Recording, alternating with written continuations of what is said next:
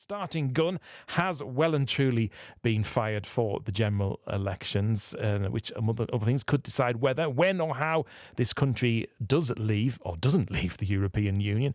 Parties are also going to be pressing us with their plans for everything from the future of the railways to how our children or grandchildren are educated. But when it comes to making up our minds who to vote for, should we be thinking about religious beliefs or listening to the words of faith leaders?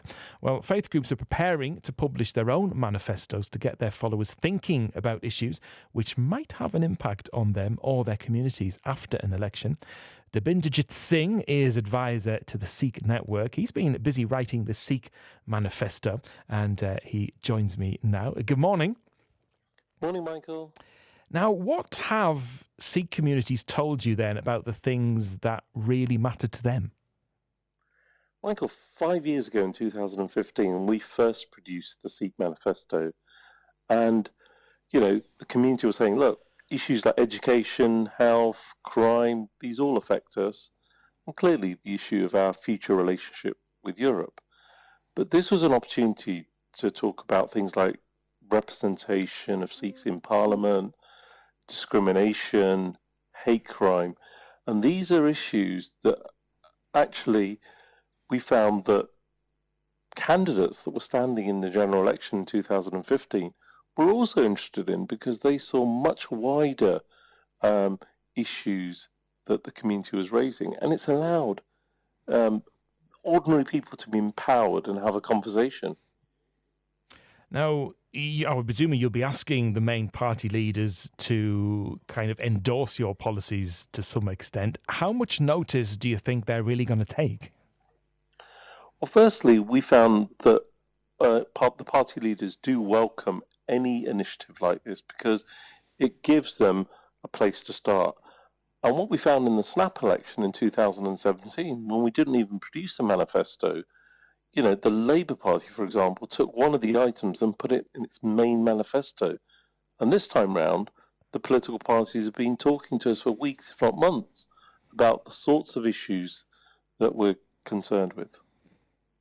Of course, it would be fair to say that you don't actually tell Sikhs, which way to vote, do you? But you ask them to think about, the implications of voting one way or the other. Would that be a fair assessment? That's absolutely right, Michael. What we say is this is a tool that you can use to talk to different candidates and make up your own mind on the basis of what they say to you around these issues and other issues that matter to you and your families.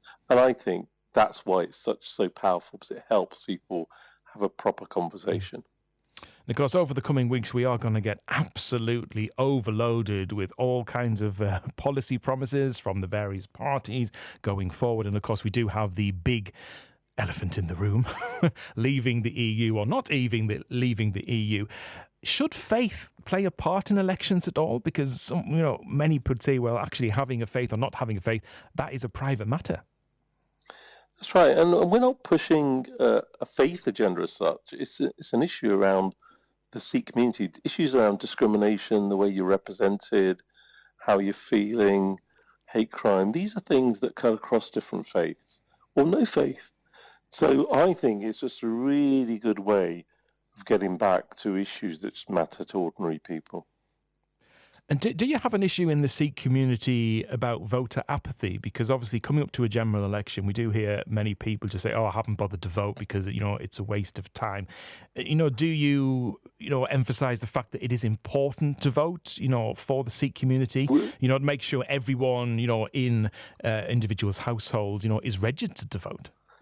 We do, and one of the beauties about the Sikh community is the Electoral Commission say we probably have the highest voter turnout, over 80%, and I think every single person should try and use their vote, irrespective of which faith they are or what their feelings is. It's the one place that, we can actually decide who represents us. Thank you very much. That's Dabinderjit Singh, author of the Sikh Manifesto and advisor to the UK Sikh Network.